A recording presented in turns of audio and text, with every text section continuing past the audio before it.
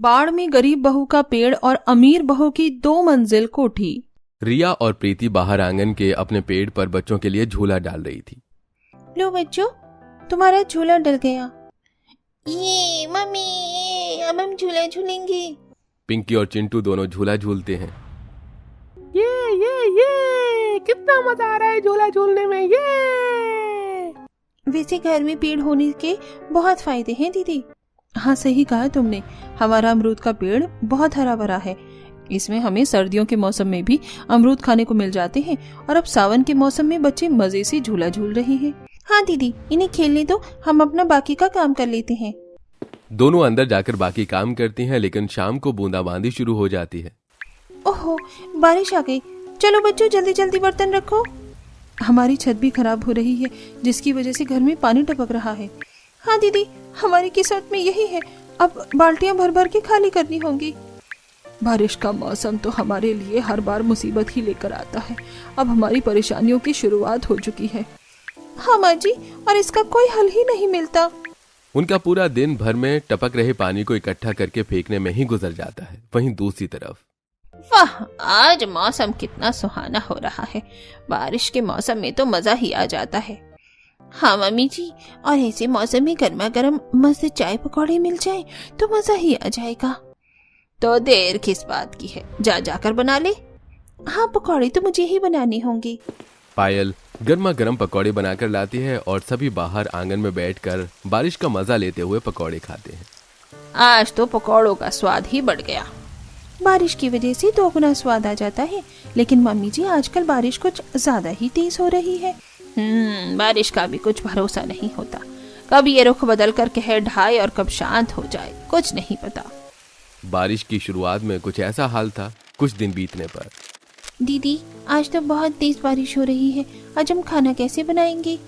एक काम करते हैं, हम पेड़ के तने में पन्नी बांध देते हैं, फिर हम चूल्हे पर खाना बना लेंगे। दोनों पेड़ के पास चूल्हे को कवर करने के लिए पेड़ के तने से पन्नी बांध देती हैं। ओहो, अब लकड़ियां भी गीली हो गई। ऐसे तो खाना ही नहीं बन पाएगा। हाँ दीदी, एक मुसीबत से बचने के लिए कुछ करो तो दूसरी मुसीबत आ जाती है। कोई बात नहीं, इन्हें सुखाकर जैसे तैसे जलाने की कोशिश करते हैं। खाना बनाए बिना काम नहीं चलेगा। वो तो है ही दीदी। प्रीति और रिया को ऐसे संघर्ष करता देख पायल उन्हें देखते हुए कहती है, हाँ, गरीब फटीचे कहीं के, इनके पास ढंग का एक छोटा सा घर तक नहीं है। जितना बड़ा इनका घर है उतना बड़ा तो हमारा बाथरूम है। पायल को अपनी अमीरी पर कुछ ज्यादा ही घमंड था।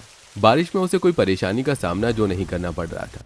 रात को जब उसका पति नौकरी से घर वापस आता है, देखो आज मैं तुम सबके लिए ये गर्मा गर्म समोसे और चाट लेकर आया हूँ। ये पापा अब हम सब समोसा खाएंगे। लेकिन आपको बारिश में ऐसे परेशान होने की क्या जरूरत थी? आज तो बहुत तेज बारिश आ रही है और पानी भी भर रहा है।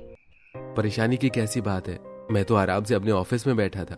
मैंने अपने पियोन से बोलकर मंगवा लिया था, फिर मैं आराम से गाड़ी में घर आ गया। चलो फिर तो अच्छा हुआ। वहीं दूसरी तरफ उनके घर में तो पानी पूरा भर गया था। बाहर तो फिर भी कम पानी था, लेकिन घर में तो पूरा ही पानी भरा हुआ है। हाँ बच्चों, तुम जल्दी से पलंग पर बैठ जाओ। मम्मी मम्मी, हम डूब जाएंगे। हाँ मम्मी, अब हम क्या करें? कोई बात नहीं बेटा, तुम शांत हो जाओ, सब ठीक हो जाएगा। हमारे आंगन में लगा पेड़ भी टूट गया है। जब पेड़ ही टूट गया तो हमारा घर कैसे बचेगा? अब हमारे घर में तो पानी भी इतना भर गया है और छत से भी पानी पहले सिर्फ टपकता था, लेकिन अब तो पूरी छत ही उड़ गई।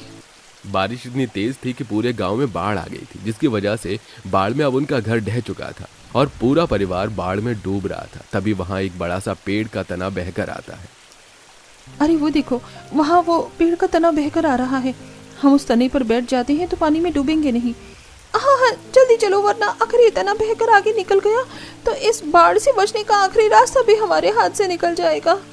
वो बच्चों को जैसे तैसे गोद में उठाकर पेड़ के तने तक पहुंचते हैं और पेड़ के तने पर जाकर बैठ जाते हैं, जिससे वो बाढ़ के पानी के बहाव के साथ बहने से रुक जाते हैं। हम बच गए, लेकिन क्या हम अब इस पेड़ पर हमें रहना पड़ेगा? हाँ बेटा, हमारा घर तो बाढ़ में बह गया, तो इस पेड़ के अलावा अब हमारे पास दूसरा कोई सहारा नहीं है। तो क्या अब हम खाना भी नहीं खा पाएंगे? मुझे भूख लग रही है मम्मी। हाँ हाँ, जल्दी चलो, वरना आखिर ये तना बहकर आगे निकल गया। क्या अब हम खाना भी नहीं खा पाएंगे? तो क्या अब हम खाना भी नहीं खा पाएंगे? मुझे भूख लग रही है मम्मी। मुझे कुछ खाने को चाहिए। हाँ मुझे भी बहुत भूख लग रही है। बच्चे भूख के मारे रोने लगते हैं। उन्हें देखकर उनके माता पिता भी परेशान होते हैं। जहाँ गरीब परिवार का घर ढह चुका था, वहीं दूसरी तरफ पायल के घर में कुछ ऐसा होता है। अरे इस बार तो बारिश ने कहर ला दिया है, हमारे तो पूरे फर्स्ट फ्लोर में पानी भर गया। हमें जल्दी से सेकंड फ्लोर पर जाना चाहिए, वहीं हम बाढ़ से बच सकते हैं। हाँ जल्दी चलो। सभी सेकंड फ्लोर पर शिफ्ट हो जाते हैं। शुक्र है हमें यहाँ पर आकर अब चैन मिलेगा। अच्छा है हमारा घर इतना बड़ा है और 2 मंजिला है, जिसकी वजह से हम बाढ़ से बच पा रहे हैं। मुझे तो बाकी लोगों पर तरस आ रहा है, जिन बेचारों का घर बाढ़ में ढह गया होगा। हमें उन पर तरस खाकर क्या करना है, हम बच गए ना वही बहुत है, वो अपना खुद देख लेंगे। कितनी कठोर दिल की है तू। तो क्या अपने घर को ही धर्मशाला बना दे हम, पता नहीं कितने लोग वही होंगे बाढ़ में। वहीं दूसरी तरफ गरीब परिवार का ध्यान सामने के पेड़ की तरफ जाता है। क्यों ना हम सामने के उस पेड़ तक चले जाएं, उस पेड़ पर चढ़कर हम आराम से बैठ सकते हैं। हमें छोटी छोटी टहनी इकट्ठी करनी होंगी ताकि उनके सारे चप्पू चलाकर उस पेड़ तक पहुंच जाएं। हाँ बिल्कुल सही कहा आपने, अब हमारे पास और कोई चारा नहीं। बाढ़ के पानी में जो छोटी छोटी टहनियां बहकर आई हुई थी, वो उन्हें इकट्ठा करते हैं और उनके सहारे पानी में चप्पू चलाते हैं। लेकिन टहनियां छोटी होने की वजह से पेड़ का तना बहुत धीरे धीरे आगे बढ़ रहा था। हमें थोड़ी और कोशिश करनी होगी। हम इन टहनियों को तेज तेज पानी में चलाते हैं। बच्चों तुम भी थोड़ी और कोशिश करो। वो पानी में तेज तेज टहनियों को चलाते हैं और जैसे तैसे करके सामने के पेड़ तक पहुंच जाते हैं। उसके बाद सभी उस पेड़ पर चढ़ जाते हैं और एक एक टहनियों पर बैठ जाते हैं। देखो यहाँ इस पेड़ पर तो बहुत सारे फल हैं। तुम फल तोड़ लो, बच्चे भी भूखे हैं, कुछ खाने को तो मिलेगा। मैं फल तोड़ता हूँ। सभी फल तोड़कर खा लेते हैं। पायल सबसे ऊपर छत पर आकर देखती है कि रिया का परिवार उसके घर के बगल वाले पेड़ पर ही आकर बैठा हुआ था। ये फटीचर लोग मेरे घर के पास आ गए, अभी नहीं अच्छा सबक सिखाती हूँ। पायल पानी की बाल्टी भरकर लाती है और उनके ऊपर डाल देती है। तुम लोग निकल जाओ यहाँ से, मेरे घर के पास तुम जैसों की जगह नहीं। देखो हमारा घर ढह चुका है, हमारे पास रहने के लिए कुछ भी नहीं बचा। अब बस ये पेड़ ही हमारा एकमात्र सहारा है। तो मैं क्या करूँ, कोई और सहारा ढूंढो जाकर। हम इस बाढ़ में ऐसे कैसे कहाँ जा सकते हैं, हम डूब जाएंगे। तो मैं क्या करूँ, वो तुम्हारी सिरदर्दी है। तभी रजत की नजर पायल के मकान पर जाती है, जिसमें बहुत बड़ी दरार आई हुई थी। देखिए इनके घर में भी दरार आ रही है, आपको अपना घर खाली करना होगा, ये ज्यादा देर नहीं टिकेगा। मुझे सब पता है, तुम चिढ़ की वजह से ये कह रहे हो, लेकिन हमारा घर बहुत मजबूत है, इसे कुछ नहीं होगा। इतना कहकर पायल चली जाती है। कुछ समय बाद क्यों ना हम इस पेड़ पर छोटा सा रहने लायक घर बना लें। कब तक आखिर इस पर ऐसे ही बैठे रहेंगे। हाँ दीदी, ऐसे तो हम परेशान हो जाएंगे। सभी मिलकर उस पेड़ पर छोटा सा रहने लायक इंतजाम करते हैं। वहीं दूसरी तरफ अमीर बहू का घर भी दरार आने पर ढह जाता है। अब हम क्या करें, हम भी बेघर हो गए। हमें इस पेड़ के तने पर ही रहना होगा। आखिर कब तक, ऐसे तो हम परेशान हो जाएंगे। गरीब परिवार उन्हें बाढ़ में तने पर बैठा देखता है, जिसके बाद गरीब परिवार उनकी मदद करता है और उन्हें अपने पेड़ के ऊपर बने घर में थोड़ी सी जगह देता है। मैंने तुम्हारे साथ इतना बुरा किया, फिर भी तुमने हमारी मदद की, तुम्हारा बहुत बहुत शुक्रिया।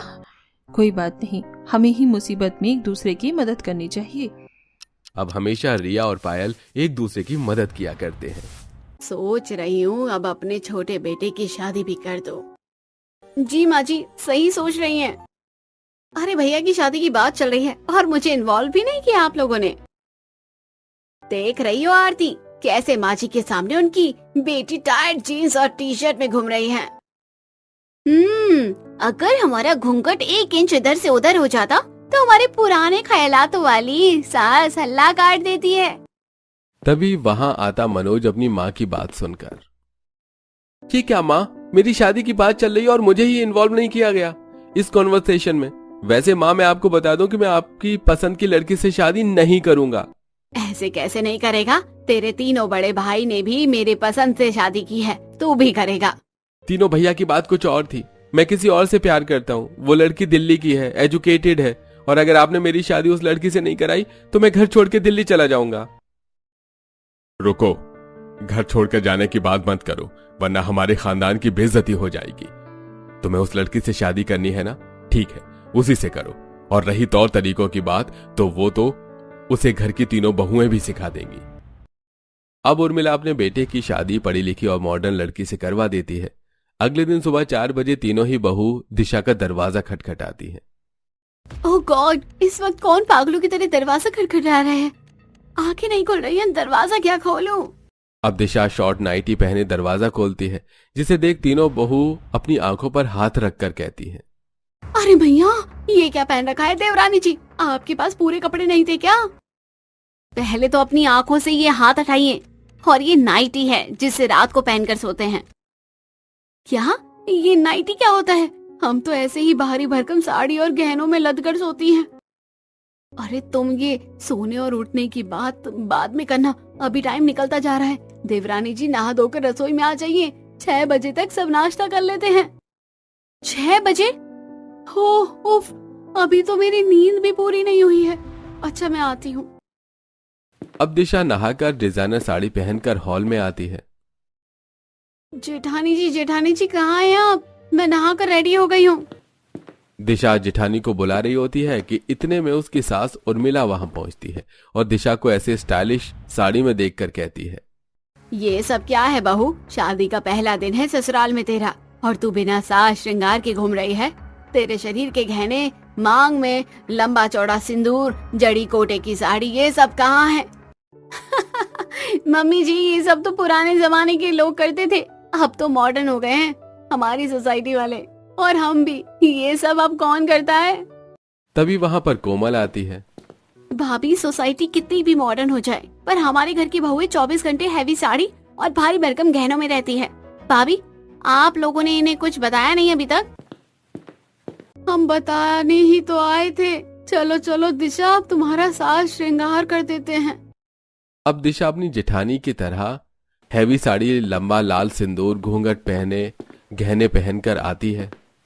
अब लग रही हो ना तुम रजवाड़ी परिवार की बहू। अब इसी तरह तुम हमेशा भारी साड़ी और गहने में लदी रहना, क्योंकि यहाँ तुम्हारा मॉडर्न रहन सहन नहीं चलने वाला। जी मम्मी जी। अब तीनों ही जेठानी अपनी मॉडर्न देवरानी को रसोई घर में लेकर आती हैं, जहां मिट्टी की रसोई, मिट्टी का चूल्हा, लकड़ी, सिलबट्टा, ओखली, लकड़ी का पटरा, मिट्टी के बर्तन होते हैं। ओह माय गॉड, इतने बड़े आलीशान कोठे की रसोई मिट्टी की है। ऐसा क्यों जेठानी जी? अब जो है यही है देवरानी जी। मैं जानती हूँ आप मॉडर्न हैं, पर आपका ससुराल वो पुराने जमाने का है, इसलिए यहाँ की रसोई भी मिट्टी वाली है। ये लीजिए देवरानी जी, आपकी पहली रसोई है, इसलिए पहले आपको रसोई गोबर से लीपना होगा, फिर खाने के पकवान बनाने होंगे। जी जी जी जी, इस गोबर को मैं हाथ से ना छू। So unhygienic. How can I do this? कोई और दूसरा तरीका नहीं है क्या? दूसरा कोई तरीका नहीं है देवरानी जी, और 5:30 हो गए हैं। 6 बजे तक नाश्ता तैयार करना है, जल्दी कीजिए। अब दिशा नाक बंद करके रसोई गोबर से लीपती है और चूल्हे को मिट्टी से। उसके बाद लकड़ियां जलाकर पहली रसोई का खाना बनाकर डाइनिंग टेबल पर प्लेट लगाती है। अरे बहू, इतनी सारी थालियां क्यों सजा दी है एक बार में? सब नहीं खाएंगे अभी बहू, सबसे पहले घर के पुरुष खाएंगे और उनके खाने के बाद उनकी झूठी थाली में हम सारी औरतें खाएंगी। अरे माँ जी, अब खाने में भी रूल रेगुलेशन, और इतनी मुश्किल से चूल्हे पर इतनी गर्मी में पसीना बहाकर खाना बनाया, और हम नहीं खाएंगे और ये पुरुष लोग। चलो ये फिर भी हैंडल हो जाएगा, पर हम इनकी झूठी थाली में क्यों खाएं? हमने ऐसा कौन सा पाप किया है जो इनकी झूठी थाली में खाएं? हमारे ससुराल में ऐसा ही होता है देवरानी जी। चलिए अब पुरुषों का खाना लगा दीजिए। अब चारों ही बहू पुरुष को खाना खिलाती हैं और उनके उठने के बाद उनकी झूठी थाली को उठाकर नीचे जमीन पर बैठकर खाना खाती हैं। अगले दिन माँ जी, रसोई में साग सब्जी खत्म हो रही है, हम चारों देवरानी जेठानी जाकर बाजार से सब्जी ले आए। कोई जरूरत नहीं है, हमारे घर की बहू घर की दहलीज से बाहर पैर नहीं रखती। जो भी साग सब्जी आती है वो घर के पुरुष ही लेकर आते हैं, इसलिए तुम जाओ आंगन से धनिया टमाटर तोड़कर चटनी बना लो सिलबट्टे पर पीसकर, और दाल रोटी भी। जेठानी जी, मुझे तो नहीं पता था कि मेरा ससुराल इतने पुराने जमाने का है कि मैं अपनी मनपसंद की सब्जियां भी लाकर नहीं खा सकती। मायके में तो ऑनलाइन खाना मंगाकर खा लेती थी मैं। मेरे तो पापा का रेस्टोरेंट था, जब मर्जी हो जब मन करता था वो खाती थी, और जब से ये पुराने जमाने के ससुराल में आई हूँ अपनी पसंद की एक कप चाय भी बनाकर नहीं पी पाती मैं। सही कहा, माँ जी की इस पुरानी सोच ने तो हम सबको कठपुतली बनाकर रखा हुआ है। कठपुतली। तभी एक दिन दिशा अपनी नंद को कॉलेज से आता देखकर रात में अपनी जेठानी से कहती है, जेठानी जी, ननद जी की तरह मुझे भी पढ़ने का बहुत शौक है। मैं भी अपनी आगे की पढ़ाई पूरा करना चाहती हूँ। क्या क्या कहा? पढ़ाई? शादी हो गई है तुम्हारी दिशा? और हमारे इस पुराने ससुराल में शादी के बाद औरतें सिर्फ चूल्हा चौका बर्तन संभालती हैं, कॉपी किताब कलम नहीं। ऐसा नहीं है, मुझे लगता है माँ जी मेरी बात को समझेगी। एक बार बोलकर देखती हूँ। माँ जी, मुझे आगे और पढ़ना है जैसे ननद जी पढ़ती है। तेरा दिमाग खराब हो गया है? तू बहू है और वो मेरी बेटी। बहू घर की दहलीज के भीतर ही अच्छी लगती है और बाहर नहीं। इसलिए अपने इस मॉडर्न ख्याल को यहीं आग लगाकर भस्म कर दे। इस रात दिशा बहुत दुखी और खुद को अकेला महसूस करती है अपने ससुराल में, जिसके बाद वो ये सारी बातें अपने पति से कहती है। मैं क्या करूं दिशा, मैं चाहकर भी तुम्हारी मदद नहीं कर पाऊंगा, क्योंकि जब भी हम लोगों ने माँ से कुछ भी कहा है तो उन्होंने हर बार हमें मरने की धमकी दी है। इसी डर से बड़े भैया भी कुछ नहीं कहते और तीनों भाभी भी चुपचाप उनकी पुरानी सोच में ढली हुई हैं। अब दिशा ये जानती थी कि उसके साथ उसकी तीनों जिठानियां भी आगे बढ़ना चाहती हैं, पर पुराने ससुराल और ख्यालात होने की वजह से वो लोग भी आगे नहीं बढ़ पाई। तभी एक दिन दिशा ऑनलाइन चुपचाप अपने ससुराल में किताब मंगाती है। देवरानी जी, हम पढ़ तो रही हैं, पर माँ जी ने देख लिया तो बहुत गुस्सा करेंगी। अब जिसका डर था वही होता है। चारों बहू के साथ उर्मिला अपनी बहुओं को पढ़ते लिखते देख लेती है। अच्छा, तो मेरे पीठ पीछे हमारे घर की बींदड़ी पढ़ना लिखना चाहती है। चलो, बहुत पढ़ लिख लिया तुम चारों ने। लाओ इधर दो अपनी पुस्तकें। अब उर्मिला सभी पुस्तकों में आग लगा देती है। घर की बींदड़ी हो तो बींदड़ी की तरह रहो, बेटी की तरह हवा में उड़ने की कोशिश मत करो। उर्मिला के जाने के बाद चारों बहुओं की आंखों में आंसू होते हैं और वो अपनी डबडबाई आंखों से जली पुस्तक की राख उठाकर कहती है, ऐसे पुराने जमाने के ससुराल में जीने से तो अच्छा है हम मर ही जाते। अब चारों ही बहू घर के काम काज, झाड़ू पोछा, बर्तन, खाना इसमें लगी रहती हैं और सास ससुर की सेवा करती हैं। वहीं उनकी नंद आराम से घर आती, बाहर का खाना खाती, घूमती फिरती, मौज की जिंदगी जीती। ऐसी कुछ समय गुजरता है और एक दिन घर में कुछ गवर्नमेंट अथॉरिटीज आते हैं हाथों में डॉक्यूमेंट्स लेकर। हाजी बाही साहब, कौन है आप? किससे मिलना था आपको? जी, हमें श्रीमती दिशा जी से मिलना था। उन्होंने अपने ग्रेजुएशन में टॉप किया है। हम उनकी मार्कशीट और स्कॉलरशिप लेकर आए हैं। पर हमारे घर की बिंदनी तो पढ़ती लिखती नहीं है। आपको कोई गलत फहमी हुई है, आप एक बार अपनी बहू से पूछ कर देखिए। तभी वहां पर अपनी चारों जिठानियों के साथ घूंघट में दिशा आती है। जी कहिए, मैं ही श्रीमती दिशा। ये लीजिए दिशा जी, स्कॉलरशिप। आप अपने कॉलेज में टॉप की हैं। गवर्नमेंट की तरफ से आपको आगे की पढ़ाई के पैसे भी मिले हैं। गवर्नमेंट अथॉरिटीज के जाते ही सारा घर दिशा के चारों तरफ आकर खड़ा हो जाता है। अरे दिशा, तुमने पढ़ना लिखना कब से शुरू किया? तब से जब से माँ जी को लगता था कि घर की बिंदनी सिर्फ घर संभालने के लिए बनी है। पर आज माँ जी समझ गई होगी कि घर की बिंदनी घर के साथ साथ अपने सपनों को भी पूरा कर सकती है। माँ जी ने तो लाख कोशिश की हमारे सपनों को तोड़ने की, पर मैंने हिम्मत नहीं हारी। और देखिए माँ जी, आज आपकी बिंदनी ने कॉलेज टॉप किया है। आप क्या करेंगे? आप कॉलेज में आग लगा देंगे या अपनी बिंदनी को? माफ कर दे बहू, माफ कर दे, मुझसे बहुत बड़ी गलती हो गई है। मैंने अपने पुराने सोच विचार के कारण तुम लोगों की भावनाओं को हमेशा ठेस पहुंचाया। पर आज मुझे सच में बहुत खुशी है कि मेरी बिंदनी ने टॉप किया है, मेरे इतने अत्याचारों के बाद भी। इसलिए आज से मैं अपने सभी पुराने जमाने की सोच को इस चौखट से बाहर करती हूँ। आज से मेरी सभी बिंदनी को खुलकर जीने का हक है। इस दिन के बाद से पुराने ससुराल की सभी बहुएं चैन की सांस लेती हैं और अब वो अपनी पसंद के कपड़े, खाना पीना, पढ़ना लिखना सब कुछ खुलकर करती हैं।